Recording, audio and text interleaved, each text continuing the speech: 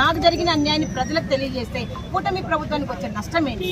మరి కూటమి ప్రభుత్వం నిజంగానే మీరు కూడా గతంలో ఎన్నోసార్లు మరి యాత్రలు చేశారు, మరి ఎన్నోసార్లు పాదయాత్ర చేశారు, మరి అప్పుడు ఆగలేదే? మీరు అప్పుడు తెచ్చుకున్న పర్మిషన్ ఇప్పుడు ఎందుకు సుగాలి ప్రీతి తల్లి అయిన నా పోరాటంలో మీరు మరి ఆపుతున్నారు నేను అడుగుతున్నాను. నిజంగా మరి ఈ కూటమి ప్రభుత్వము అధికారులను ప్రెజరైజ్డ్ చేసి ఈ వీల్చైర్ యాత్రను ఆపడానికి నాకు వస్తున్న వెల్ విషెస్ కూడా ఎక్కడంటే అక్కడ ఆపేసి కేవలం పోలీసు వాళ్ళే మాకు ఎక్కువ ఉన్నారు. నాకు వెల్ విషెస్ కంటే పోలీసు వాళ్ళే ఎక్కువ ఉన్నారు. మీరే చూడొచ్చు ఎందుకు ఈ కూటమి ప్రభుత్వం ఇంత కక్షపూర్వకంగా సుగాలి ప్రీతి కుటుంబానికి ఇంత కక్షపూర్వకంగా వ్యవహరిస్తుందని అడుగుతున్నాను. మీకు చేతనైతే నాకు జరిగిన అన్యాయాన్ని ప్రజలకు తెలియజేస్తే కూటమి ప్రభుత్వానికి వచ్చే నష్టం ఏంటి? మరి కూటమి ప్రభుత్వం నిజంగానే మీరు కూడా గతంలో ఎన్నోసార్లు మరి యాత్రలు చేశారు, మరి ఎన్నోసార్లు పాదయాత్ర చేశారు, మరి అప్పుడు ఆగలేదే?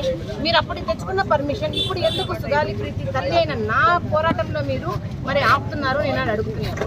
నిజంగా మరి ఈ కూటమి ప్రభుత్వము అధికారులను ప్రెజరైజ్డ్ చేసి ఈ వీల్చైర్ యాత్రను ఆపడానికి నాకు వస్తున్న వెల్ విషెస్ కూడా ఎక్కడంటే అక్కడ ఆపేసి కేవలం పోలీసు వాళ్ళే మాకు ఎక్కువ ఉన్నారు. నాకు వెల్ విషెస్ కంటే పోలీసు వాళ్ళే ఎక్కువ ఉన్నారు. మీరే చూడొచ్చు ఎందుకు ఈ కూటమి ప్రభుత్వం ఇంత కక్షపూర్వకంగా సుగాలి ప్రీతి కుటుంబానికి ఇంత కక్షపూర్వకంగా వ్యవహరిస్తుందని అడుగుతున్నాను.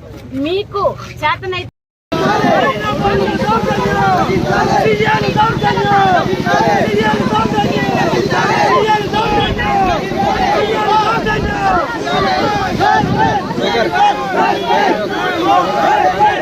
నా కూతురికి జరిగిన అన్యాయానికి న్యాయం జరగలేదంటూ మా తల్లి పోరాటం కొనసాగిస్తున్నారు. ఈ నేపథ్యంలో పెద్ద ఎత్తున ప్రజా సంఘాలు పూర్తి స్థాయిగా రాష్ట్ర నలుమూలల నుండి ఈ యొక్క వీల్చైర్ యాత్రలో పాల్గొనడానికి వచ్చినారు. అయితే పోలీసులు మాత్రం అడుగడుగున అడ్డుకునే పరిస్థితి కనపడుతుంది. ఈ నేపథ్యంలో ఈ యొక్క అడ్డుకునే